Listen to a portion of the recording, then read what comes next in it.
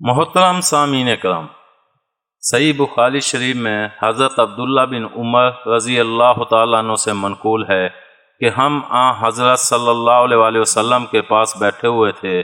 آپ صلی اللہ علیہ وآلہ وسلم نے فرمایا، مجھے بتلاؤ وہ کون سا درخت ہے جو مسلمان کے مشابہ ہے، جس کے پتے جھڑتے نہیں، نہ جاڑوں میں نہ گرمیوں میں، جو اپنا پھل ہر موسم میں لاتا رہتا ہے۔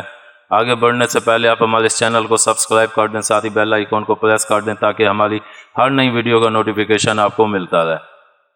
حضرت عبداللہ بن عمر رضی اللہ تعالی عنہ فرماتے ہیں کہ میرے دل میں آیا کہ کہہ دوں کہ وہ درخت کھجور کا ہے، لیکن میں نے دیکھا کہ مجلس میں حضرت ابوبکر صدیق رضی اللہ تعالیٰ عنہ ہیں، حضرت عمر رضی اللہ تعالیٰ عنہ ہیں، اور وہ خاموش ہیں، تو میں بھی چپ رہا۔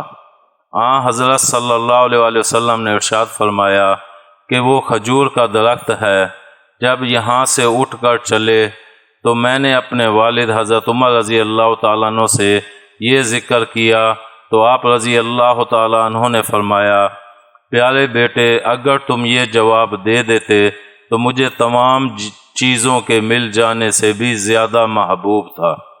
امید ہے آپ کو ہماری یہ ویڈیو پسند آئی ہوگی۔ پسند آنے کی صورت میں لائک کریں، کومنٹ کریں اور شیئر کرنا مت بھولیں۔ ملتے ہیں اگلی ویڈیو تک، اللہ حافظ۔